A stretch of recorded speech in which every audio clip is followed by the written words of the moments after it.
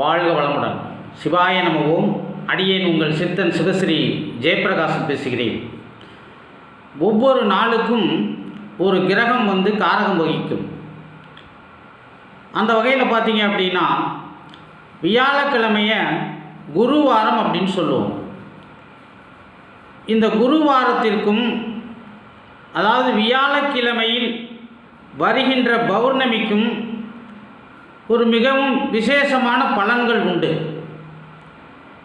பௌர்ணமி இந்த வியாழக்கிழமை வரும் பொழுது குருவினுடைய ஆற்றல் அதிகமாக இருக்கும். அப்போ இந்த வருடம் ஆவணி மாதத்தில் கடக ராசியில் நீர் ராசியில் குரு பகவான் உச்சத்தில் இருக்கார்.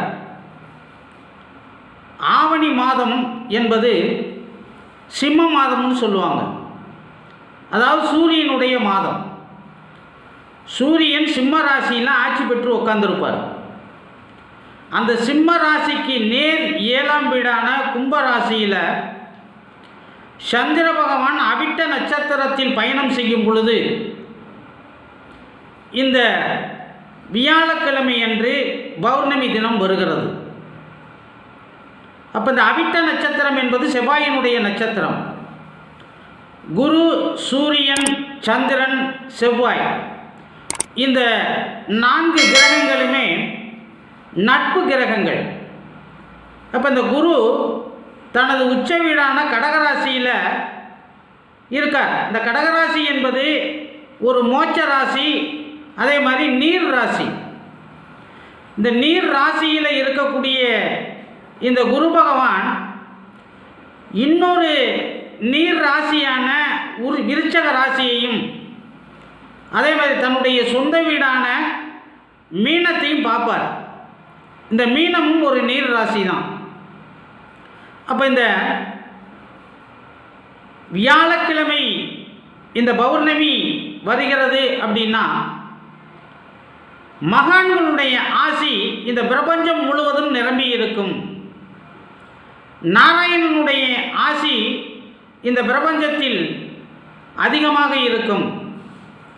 அப்போ இந்த வியாழக்கிழமை வருகின்ற இந்த பௌர்ணமி நாம் முறையாக விரதம் இருந்து வழிபாடு செய்யும் பொழுது மகான்களுடைய ஆசி நமக்கு கிடைக்கிறது. குரு உச்சத்தில் இருப்பதால் குழந்தை பாக்கியம் இல்லாதவர்களுக்கு கண்டிப்பாக குழந்தை பாக்கியம் கிடைக்கும். ஆண் வாரிசு இல்லாதவர்களுக்கு கண்டிப்பாக அந்த ஆண் வாரிசு கிடைக்கும். அதே மாதிரி ஸ்ரீமன் நாராயணன் அதாவது காக்கும் கடவுளான விஷ்ணு ஒரு சத்தியம் செய்து கொடுத்திருக்கிறார். அதனால தான் அவருக்கு சத்திய நாராயணன் அப்படிங்கிற ஒரு பெயர் உண்டு. யார் ஒருவர் பௌர்ணமி அன்று காலையில் இருந்து உபவாசம் இருந்து மாலையில் சந்திரன் அந்த முழுமதியை பார்த்து விரதம் முடிக்கிறார்களோ அவர்களுடைய குறைகளை நீக்கி அவர்களுக்கு நான் சகல ஐஸ்வர்யங்களையும் கொடுப்பேன் அப்படின்னு சொல்லியிருக்கார். அப்போ அந்த பௌர்ணமி அன்னைக்கு உபவாசம் இருந்து மாலை நேரத்தில் முழுமதியை பார்த்துவிட்டு சத்திய நாராயணனை வழிபாடு செய்ய வேண்டும்.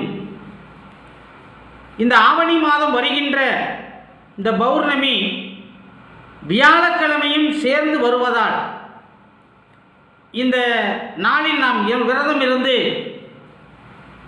இந்த முழு மதியான பௌர்ணமியை வழிபாடு செய்யும் பொழுது நமக்கு கிரக தோஷங்கள் நீங்குகிறது. குருவான நவகிரகங்களில் இருக்கக்கூடிய குரு பகவானின் ஆசியும் தென்முக கடவுளான தட்சிணாமூர்த்தியின் ஆசியும் சத்யநாராயணன் ஆசியும் நமக்கு பரிபூர்ணமாக கிடைக்கும். வாழ்க வளமுடன்.